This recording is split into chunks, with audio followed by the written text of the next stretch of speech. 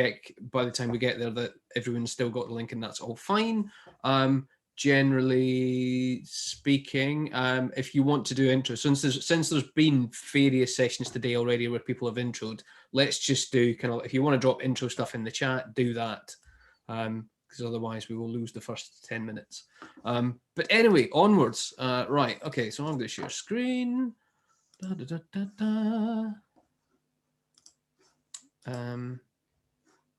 Right, can everybody see Miro? Yes, there's nodding and thumbs up and everything. That's brilliant.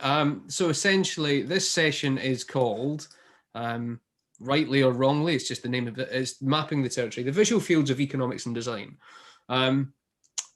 So eventually what I want to get us to do is this exercise over here, which I'll just point to, which is just thinking about, so you've got economics and you've got design and you've got micro and you've got macro. And there are models on all these axes and various different things. And the reason I'm interested in that is that I did economics at university and did obviously lots of micro and macro models there. And I've fallen in eventually to kind of some design work as I go. And I'm interested in how micro focused it is and how few macro models there might be and whether that's a change. Anyway, we'll get to that later. So this will be a sort of like, as we're going through this talk, just have a think and sort of like in those two dimensions of economics, design, micro, macro, about what we might look at, what we might talk about, and so on. So basically, an introduction to the inquiry. So I run Smithery, which is a strategic design unit, which is about lots of things. But the sort of like one of the things at the heart of it, oh, I've got someone waiting to come in, so I'll admit to that person. One of the things at the heart of it is this idea of information is light, not liquid, which I started working on last year. And just in terms of sort of, so that even just in the language that we use, when you start talking about ideas, information, data in using the terms of light, the fog is lifting, foresight, line of sight, facing facts, speculation, it changes the way you're thinking about information rather than we're drowning in data. How do we improve the workflow here? Suddenly there's a stream of consciousness that's sort of like, how do we start channeling these thoughts? And I'm interested in leaning more into the light aspect of information than I am the liquid. And so there's various kind of like tools and things that I was working on so as part of this general inquiry. But I made this slide as part of it and just saying, so the thing that relates innovation, design, futures is that they are all visual fields. That when you take this metaphor of information as light, not liquid, actually we're pushing into, yes, they are. I mean, that's the kind of like, that's the literal, the visual field chart from the early 30s, I think it is. That's literally showing sort of like you've got that area of focus, but then you have peripheral vision and so on. And perhaps they all sit on there as well. But I just wondered, for the point of this talk and exercise that we'll do in a bit, is economics a visual field too? So just that very discipline of modeling things in a visual way and showing people your assumptions and putting it in front of yourself, is that sort of like, is that an important connection point to an in particular design, given the nature of the unconference? So that's why I started thinking about models in terms of sort of like visualizing assumptions, visualizing what we're trying to do at a micro and a macro scale. Okay, so unpicking the basic practice. That's Stirling University, which is lovely. If anybody ever wants to go back to another university and do another degree, go to Stirling because it's beautiful. I went and ripped the kind of like the definition of what the undergrad economics course is. Economics is the study of how people interact with others and their surroundings, which is good because that's the way that I've been explaining what economics is since I left. So it's kind of like, it must, at the very least, it taught me to read the thing that's on the door for the course when you pick it in the first place. But it's just, I didn't go there wanting to do economics, so I went there wanting to do English and write and tell stories and whatever else. That's another story. But this idea of just sort of like, it's just the study of people. It's and at different scales. So in microeconomics, it's small groups, and in microeconomics, it's large groups. And there's just sort of like, you're just thinking constantly, these different scales are sort of like, how do individuals and small groups and people sort of like react to each other and things that are happening? How do large groups react or proactively do things that change the things that are going? And then I reckon if you asked most people to draw you an economic model, if they could, would they draw you a microeconomic one? So I think most people would probably draw supply and demand. just because if they've ever sort of like come across the subject before, this is the sort of thing, oh yeah, there's a supply curve and a demand curve, and that's kind of what all I know or what I remember and so on. The one I would draw, because it's the one I remember, is the Edgeworth-Bowley box, which does have different names.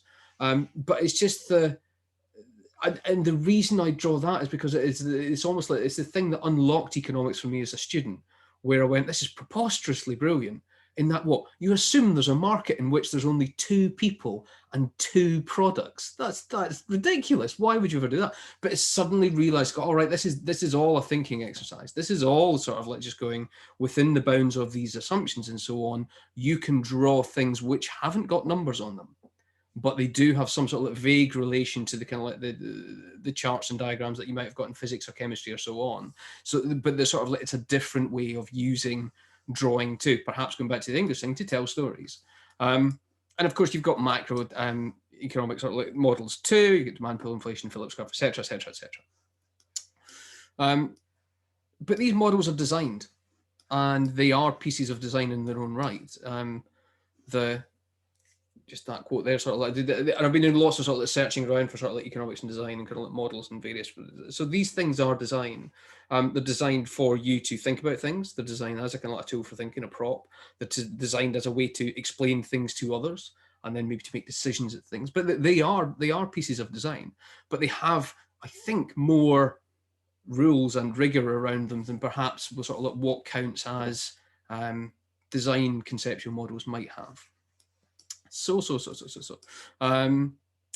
this is the nice thing about Mira, so I'm just going to rattle through this so we get to the exercise as quickly as possible. We might go different ways. Something I found today, so in between going to the talks today, I've also been sort of adding some last minute things. But I put the Phillips curve up there and then remembered about sort of like sometimes there's literally a model. So you've got Bill Phillips' Moniac machine. We're just going to say, there you go. Here is the pneumatic water representation of the British economy, which was only ever a model as a teaching tool. But then I read on the internet today they made about 14 different models which were used by central banks for literally trying to model out the economy and the decisions. So no, it's literally just a model. It's just a teaching tool. Oh, but it works pretty well. I mean, that's kind of like all sorts of bad news. Anyway, and sometimes there isn't even a model. So I think, funnily enough, I think I copied that book off either Kate or Indy, The Assumptions Economists Make. And there's lots of interesting sort of perspectives on models in there. But the one that kind of like grabbed me most was the fact that the invisible hand is only a metaphor. It's not even a model. Like no one's been able to model it. You just can't. It's just this kind of like sticky story, this metaphor that persists. Trickle down economics is barely a model. It's like Laffer curve, maybe that's a thing. But sort of like when you start applying more kind of like clear statistics and modeling to it, it's like, no, this just falls apart. Or even sometimes it's just a story. So I can't remember how I came across this, but there's a little paper there from 2011, which just says, okay, so economics is not rule-based, it's case-based. It's more like law. These are just examples. These are just analogies. These are just things to compare the thing that you're looking at to. So I quite like that thinking as well. But the sort of, but if you go back up to the models, the sort of like, we'll skip that bit. But the models, sort of like, let's just think about those clear two-dimensional models things. Where does that live in design land, I thought? Just sort of like, where do you have sort of like a similar kind of practice and behavior and so on? And so Jorge was talking about this on Twitter beginning of the month, and just talking about conceptual models. So I sort of like, I burrowed into that a little bit more, and I thought, okay, so where in design are these conceptual models?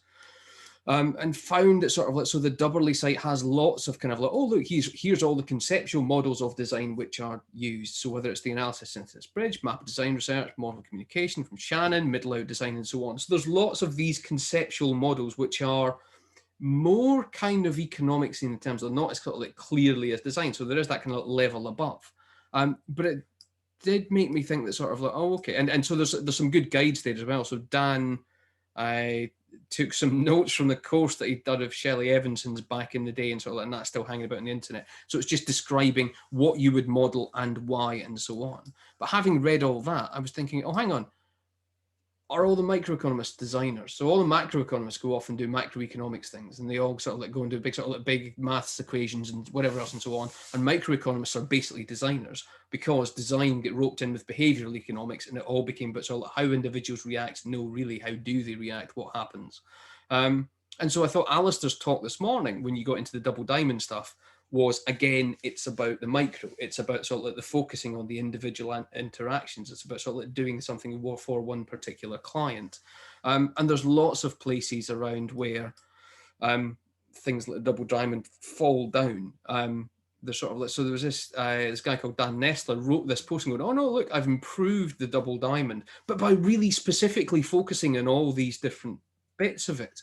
And then he wrote a post, like, and everyone gave him pelters for it. And then he wrote a post about, okay, so I got this wrong, and yeah, here's why I've got it wrong, and here's what I was trying to do, and so whatever else. But the thing exists, the thing persists in the world. So I've seen teams pick that up and try and use this, and then worry about why they've not got the opportunities bit in time, because they were using it as a time-based system. They were using it sort of like, oh, we're not here in time, or whatever else. So they've done the wrong thing, because I don't know. I just have a feeling that things wrong in the first place. But the sort of like, but even in the way it's taught, it's never said to people, this should be super abstract, or if anything. So all models are wrong, but some are harmful. Blah blah blah. Back up to here. So and then there was there's various stuff around sort of like the macroeconomic stuff about sort of like the mass and the computation bug kicking in, where you go sort of like, okay, so at some point macroeconomics stops being about this and it starts being more about complex equations, and then of course it starts being about you go, well, given the amount of computational power we can put behind these things, maybe we can turn this into a simulation that will actually tell us what's going on and what's going to happen and so on, which falls down in a little bit in the same way that architecture falls down. So there's the point in David Ross Shear's The Death of Drawing talks about sort of like the difference between a representation and a simulation. So a sketch in architecture is a representation. It's something to just get you understanding what you might be talking about and having the conversation to go, okay, so we could do this and we could do that. Whereas BIM, building information modeling, is simulation. And so it's about, oh no, you've got this many people and this many sort of, and this much electricity and this many cars and whatever else. So therefore the simulation hangs together like this. This is how it will work. But if you disbelieve one bit of the simulation, then the whole thing breaks. And the same to microeconomics to some extent. You go, sort of like, if a bit of this breaks, the whole thing falls apart. So sort of like representation perhaps is better than simulation in this case. So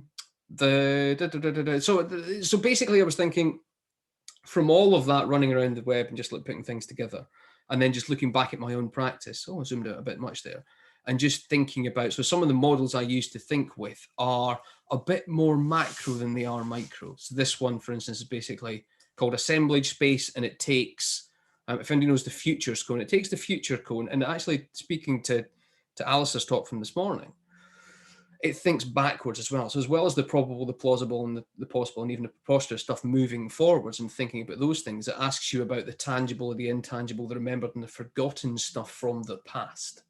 All right, so you're thinking about that direct reflection over here and going, okay, this idea that you've got out here. So if you, let's put a thing on there. So if I said that, if I put one node down there as part of a kind of like a probable future that I foresee sort of like coming in whichever industry you're working in, so on, well, that's fine, but you haven't just made that up. You've got that from some information back here. Oh, don't do that. So what has happened that's tangible in the past that you have filtered into something that's probable in the future? And equally, what is stuff that sort of like you could go back and remember things, or look at the things that have been forgotten that could also feature in different sorts of futures as well. But this is sort of like it's talking at kind of like more macro scales than as a bit of kind of like the individual micro things. That's the kind of like the general form of inquiries as well. Does design have more large scale macro models that we could put on that chart? Does it need more? What's the relationship between these things? Yeah, that's 16 minutes of introduction to a thing, and then we'll sort of like, we're just going to all put things on there and then ask questions, and then realize this was a silly idea in the first place. Any questions or complaints?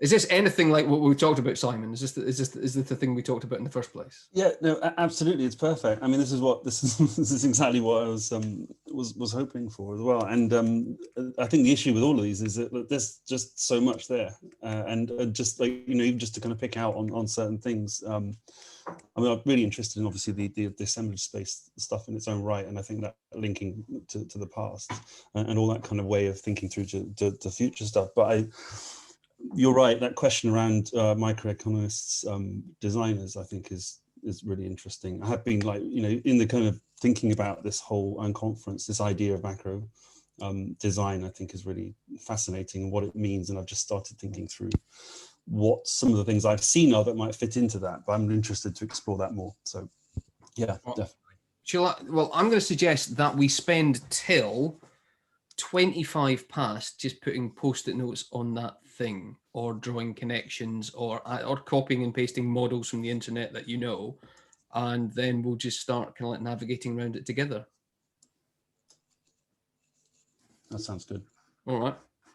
Now I think as well, I can maybe play some music while we do that. Careful. Yeah, I know, right?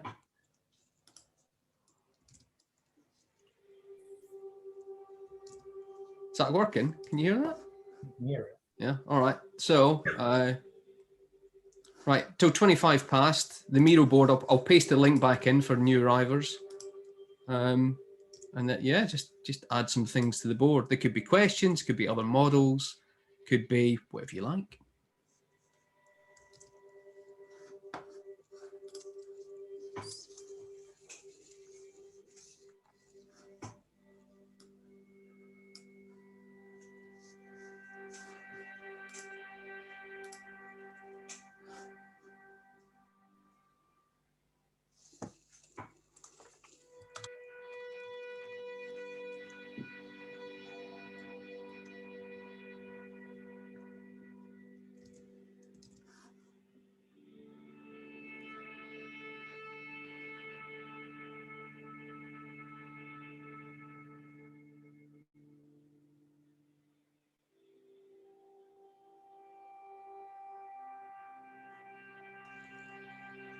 Just let Moling in. I just wonder if you want to just recap on what we're doing. Hi, Moling. On the Miro boards, which I'll put a link back on the bottom since you just arrived. You'll see there's a 4-box with economics, design, micro, and macro. And so we're just having a look around that board. I've put a couple of examples down first, and people are going to put other examples in. Observations, questions about what design can take from, learn from economics in terms of micro and macro, and vice versa. So if you have any additional things to add to that board, please do. Or if you want to sort of like draw connections across it, then do that too.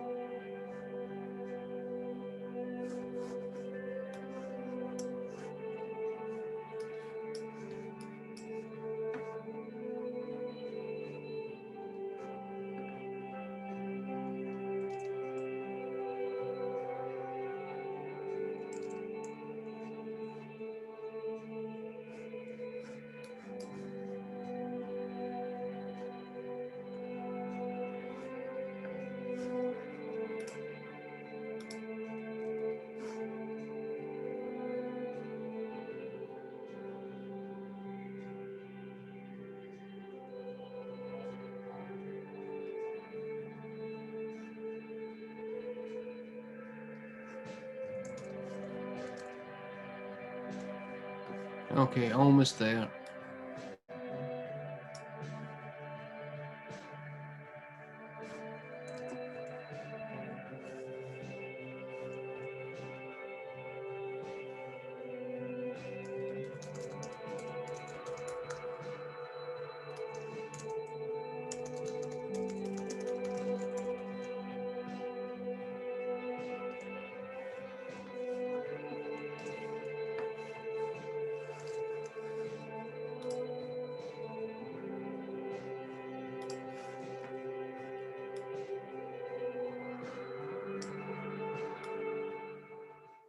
Okay, right then. Wow, that's. I mean, if this is a quarter as good as how it looks, then we have done well. Who wants to tell us about a thing you've put somewhere and why?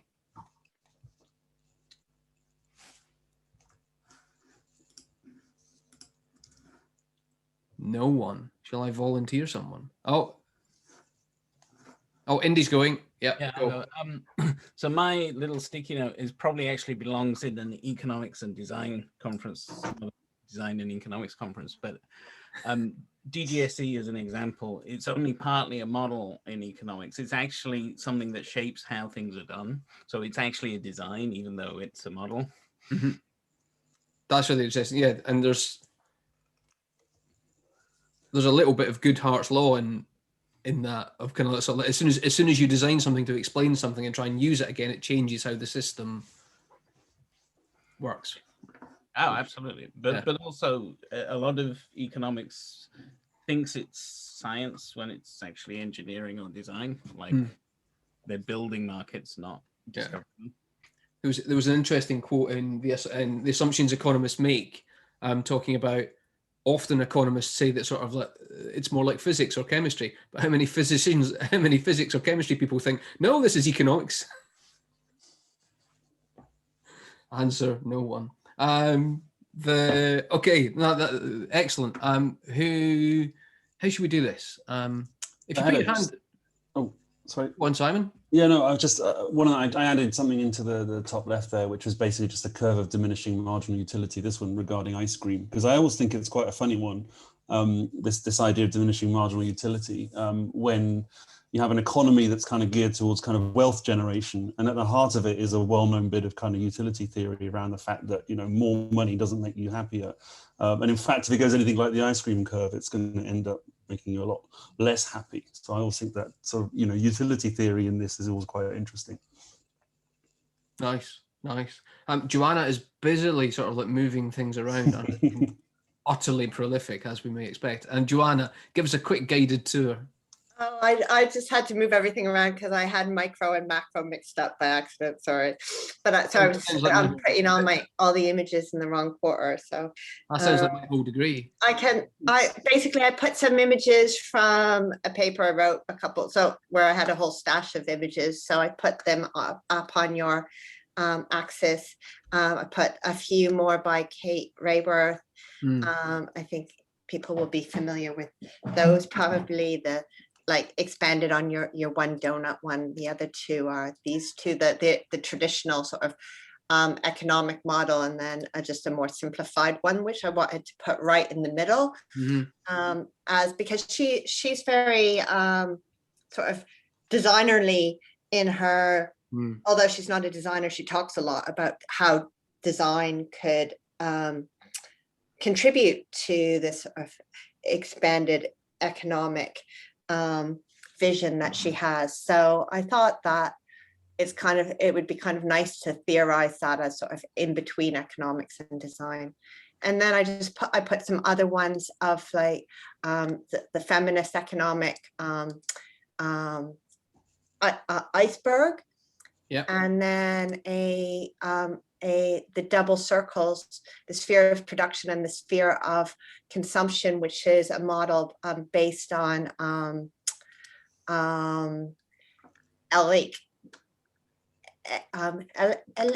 Elk, who's an ecological economist at Leeds, and then the one up here, this one with the blue is an infographic based on Herm Daly's work, ecological economist.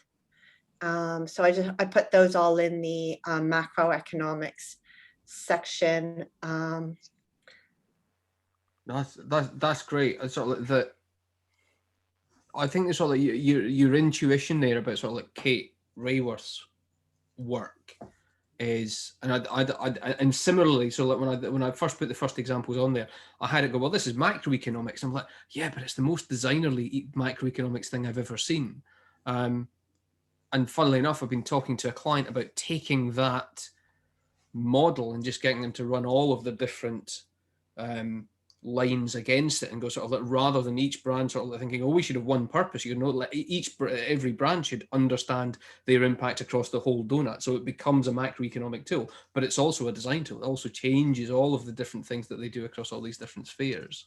Sort of, I think this conference rightly is becoming the Kate Wayworth Memorial Conference. Not memorial, but you know what I mean. It's the sort of like, all talk so far, and rightly, I think.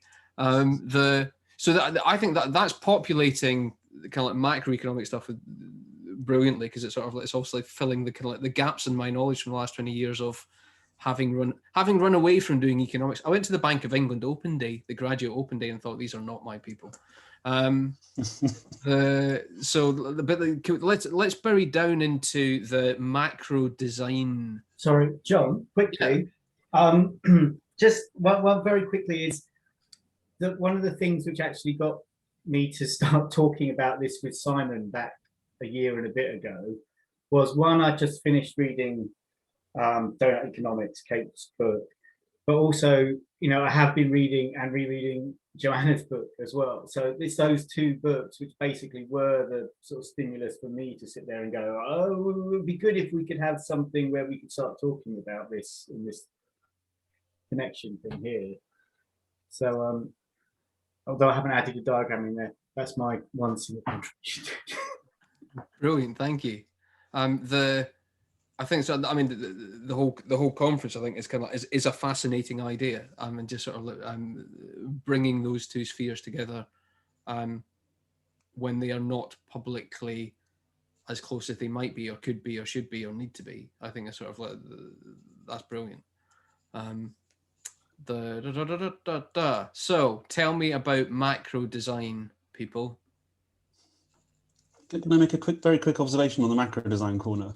Yeah. Which is that I went off to look for some things for here, and when I came back, they were already there, which just goes to show what a small number of things that I could think of in this sector. You know, the multi-level perspective, the pace layers, the kind of points of intervention from Donella Meadows. That was kind of the first three things I thought of, and when I came back, they were there. So there's quite an interesting small number of things that were initially put into that corner, I thought. Is there such a thing as a macro designer? An economist? No. Policy. Probably talk to the policy design unit. They're the ones who'll be thinking at some macro level. I think that transition design is moving towards that space. You know, this idea of the expanded conception of design that works not just on, but as is like, you know, it's the whole movement in design beyond services, beyond as design sort of expands its scope. Yeah, I think so. I think what's interesting about transition design is just the extended toolkit that it tries to bring into the design process, which is one of the things I think is quite interested in, just expanding way beyond traditional design methods as well. Sally's point in the chat about micro designer might be a town planner makes me think of two things. So one is some of Dan Hill's work. I mean, I put the city as my home screen kind of thing, between sort of like going out to strategic design beyond service design is part of that. And then also the things like the design research unit, and then latterly maybe some sort of like GDS thing stuff as well. Just going to add a pattern language there, the Yes. Christopher Alexander book. Yeah, and so that is so Thanks, love. perhaps a question around that becomes a sort of like where do those sorts of designers have homes when so if you compare, and I know less about this because I don't know much architecture, but the sort of like the fact that sort of all architects used to be kind of like local or regional or national employees in a sense, and so that has been shifted into private practice, and so that suddenly they're doing different things. Are there still homes for macro designers in the same way, and if not, should there be, or can they be?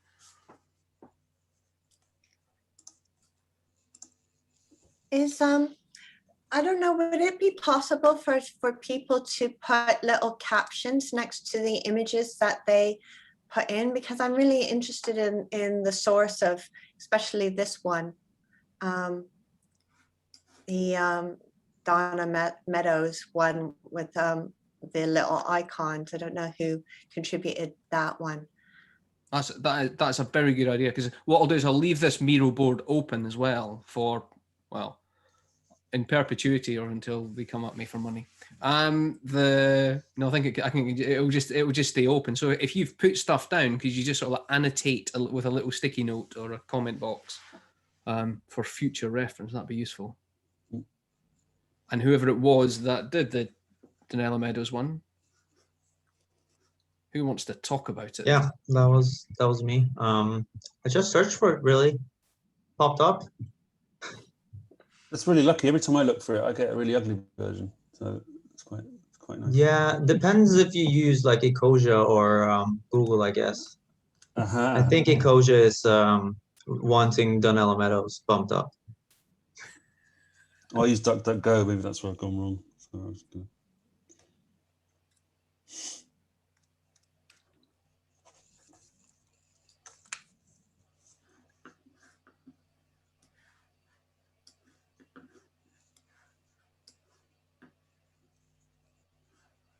So That's an even better one.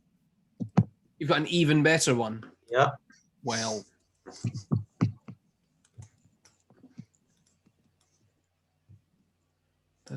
So we've populated lots of macro. I'm very pleased.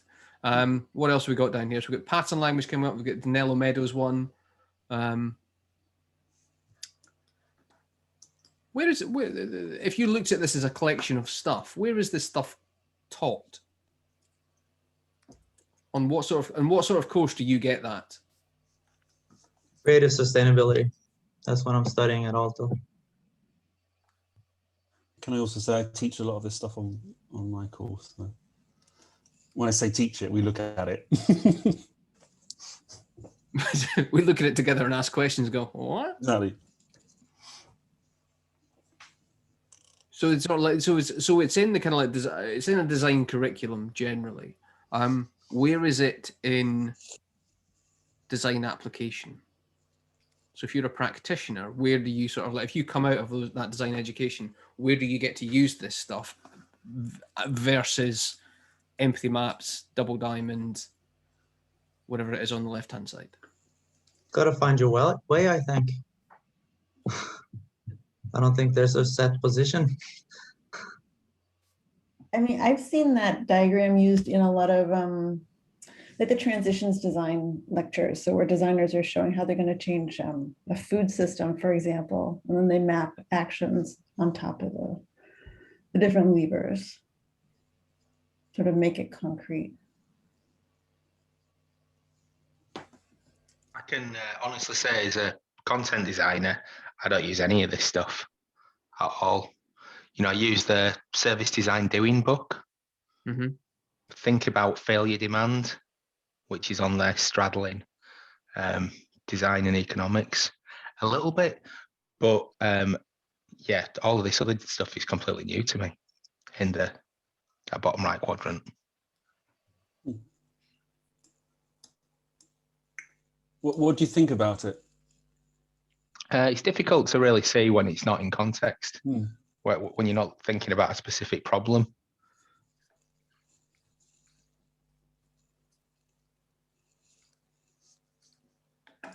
You know, that's when it kind of becomes useful.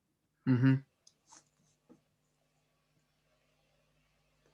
Indy, you dropped a question into chat about the difference between meta design and macro design.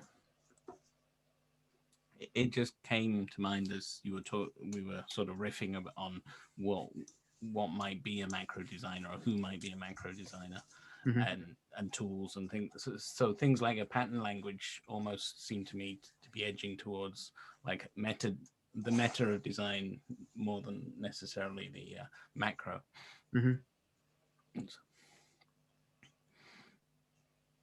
And the sort of and Kashama's put about atomic design in here as well.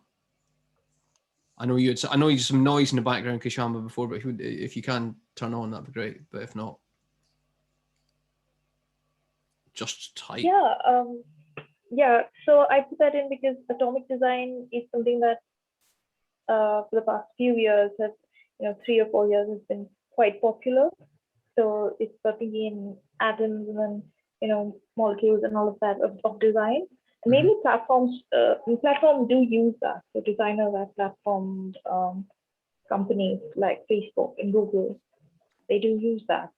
But I think a lot of these models, especially transition design models, platformed economies like Uber and say Deliveroo, I think they should be using them, ideally.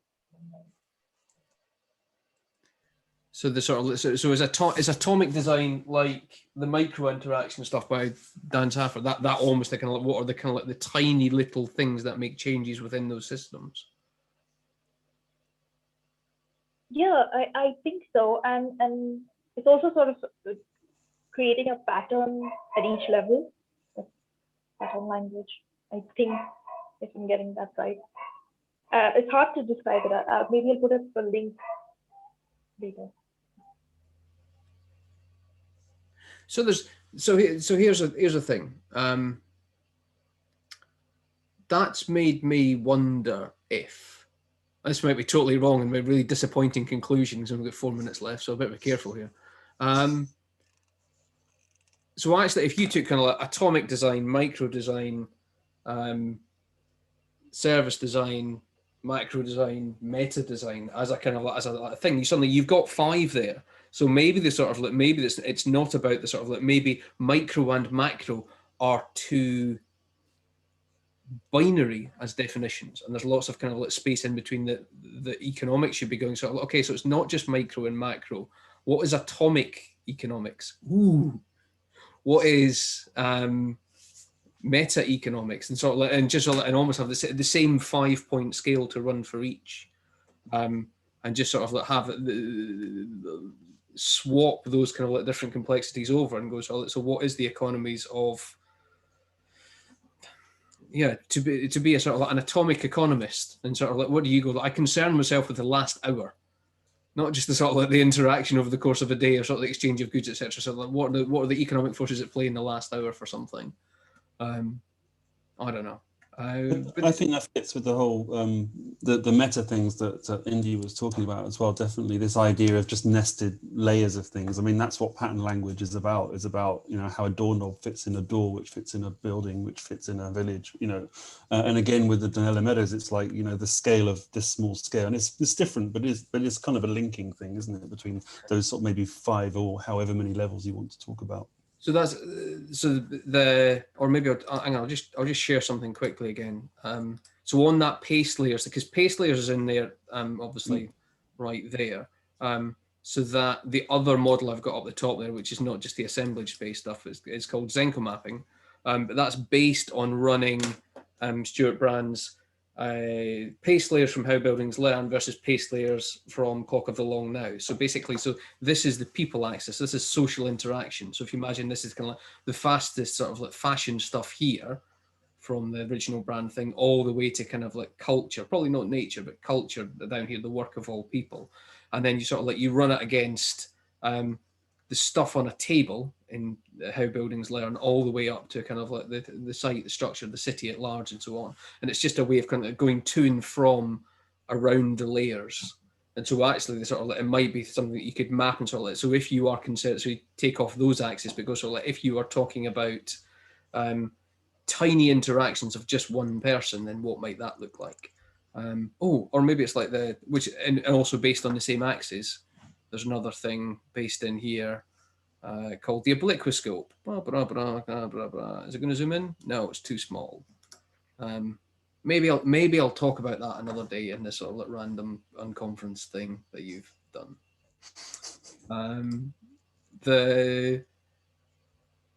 Is that an end?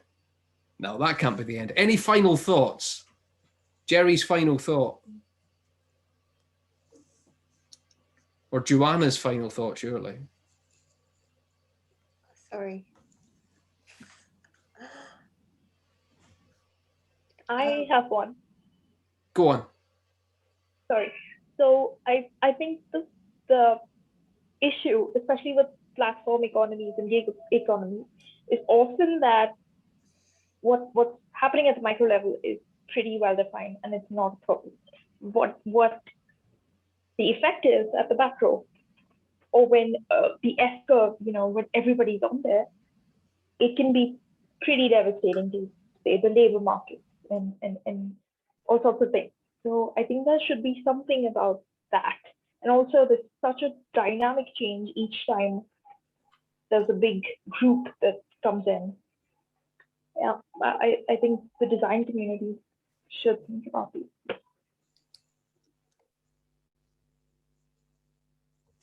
Sorry, I was on mute. Yes, completely agree.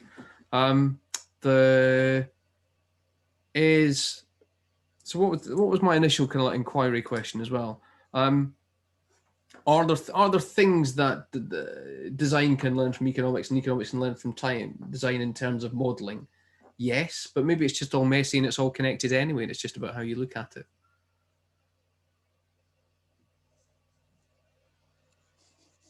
Everything is connected. I'm not going to end it. No, I clearly am. I'm going to end on sort of like everything is connected. Bloody hell. Go on, sorry, wasted. No. That's not the last point. Yeah, yes, it is. It still needs exploring, which is the point. Right? Yeah. And by joining these things up, then that's what you get. Can you turn on the downloads for the Miro board? Yes, if I know how.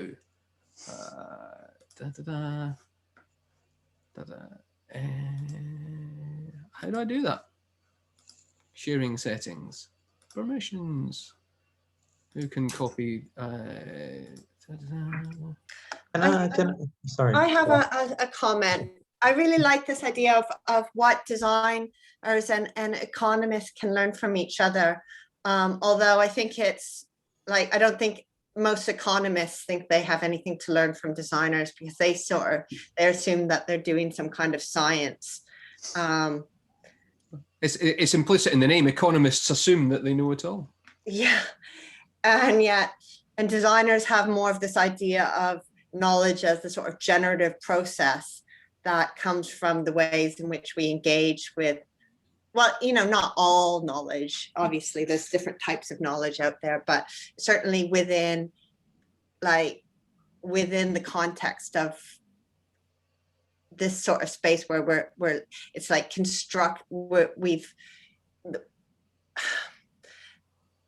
oh God, I don't know if I can say this figure. Anyway, I just think that that's a really rich topic for exploration during this conference. Is like, how can the design community try to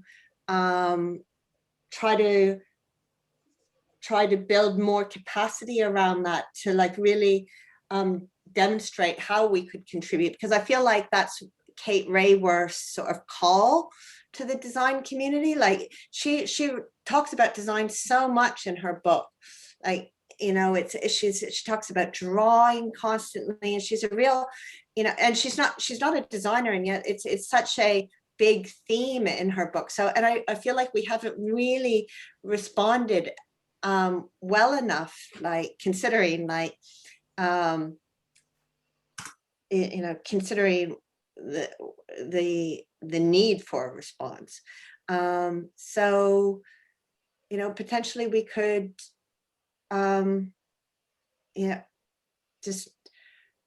potentially we can figure that out a little bit more over the next few days. So that's, I really like that point. I think it's so true. And to Sharon's point, yes, to Mariana Mazzucato as well, does the same.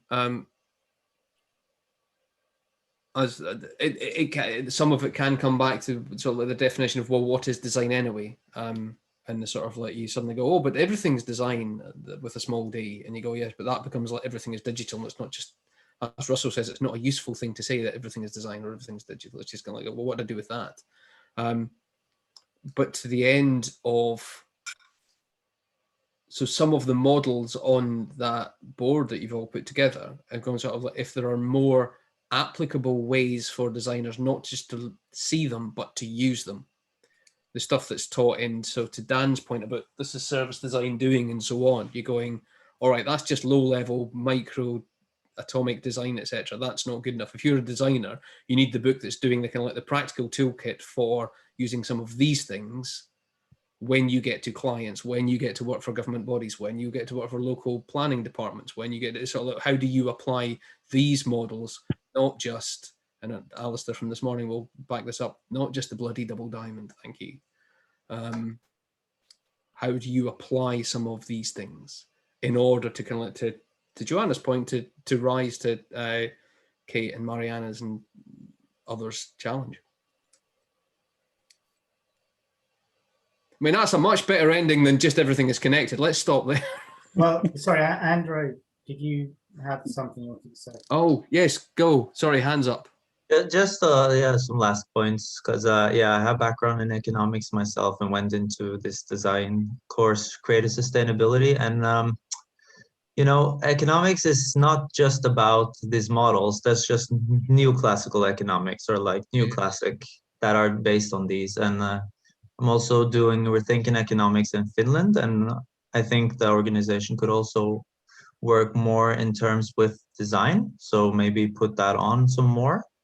I think it's an interesting topic and definitely something designers are hungry for, I think, because it's very easy to get kind of dominated by this economic language and the values that are implicit in the economic theories that are used by the institutions. So I think, yeah, it's definitely something that needs to be explored more.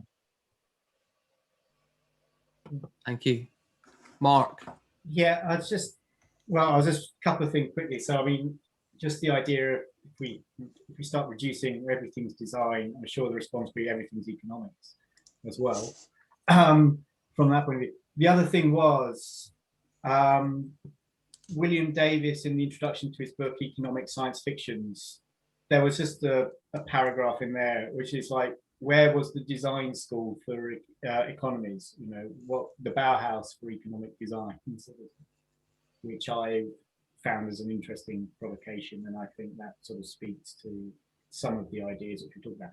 Not that I'm suggesting that we need a new European school of economic design set up there, but next project. Well, I would suggest maybe not a European school of it, maybe somewhere else, and having to set up a school suggest economic models. But anyway. Yeah, design got Bauhaus, we got Bill Phillips' bloody water machine. I'm not sure how to raise my hand, sorry. Oh, Sharon, then hi, let's talk. How do I do that? Raise my hand. If there's a little button called reactions down the bottom. Oh, okay. And then within that, there's a raise your hand thing. Okay, I just got a thumbs up or a clap. So Oh. I can't see the raise your hand option. There you go. Anyway, we can just have a normal conversation. I just want to say thanks a million, Don. I think it was really enjoyable, and I feel like we just scratched the surface of you know, what we could go into in relation to this topic. And I mean, I wonder about, just to pick up on the question of language, I mean, something I'm doing a lot of work on at the moment is around storytelling and framing in relation to new economics. Mm-hmm. And if we think about visual in correspondence maybe with material semiotic, that opens up maybe new and different ways to think beyond, I mean, the static visualization to how we think about designers creating subjectivities and building new ways of living in that capacity. So I think that is a visual and aesthetic dimension again. Mm-hmm. Yeah, So that's my input. Well, that's really leans into those two language-based things of the invisible hand and trickle-down economics. Neither are models; they're just language. They just give you enough of an idea. So, but they show the kind of like the persistent power of language that doesn't have a model. So, like if you can convey the idea through the design of language, then things can happen. Yeah. Absolutely. And actually, in a way, so donut economics it really conveys the shape of the thing. I can never not think about donuts. Yeah. But in an all serious point, that's all that you're going. Is donuts the right kind of like model to be thinking of when you're sort of like asking those questions? Yes, it looks like a donut, but is that the most powerful bit of language that could be used for the intent? Yeah, for sure. I mean, I know Kate has done a huge amount of work on the terminology and being very careful around not using, terms like degrowth and post-growth because of the, studies around frame theory and when you use a certain word, how it activates a kind of a dominant, the dominant economic imaginary. So, I mean, yes, I think in the language, but also in the aesthetics, and design plays a role there too. Yeah. Thanks a million. I really enjoyed it. Thank you. We've run the next session is starting very shortly. So thank you, everyone. And my contact details are on an original Miro board, and I'll leave this one open and stuff. Could you make it downloadable so you can download the graphs and such? Yeah, if you email and tell me how, because I don't know. I'm looking through all the things, but just email me and tell me how, because I'm looking for all the buttons and it's not telling me how. I will do it now. Cool. Thanks a lot, John. Thanks, everybody. See you in other things. Yes. Bye. Thanks. Bye. Bye. Thanks, John. Cheers, Dan.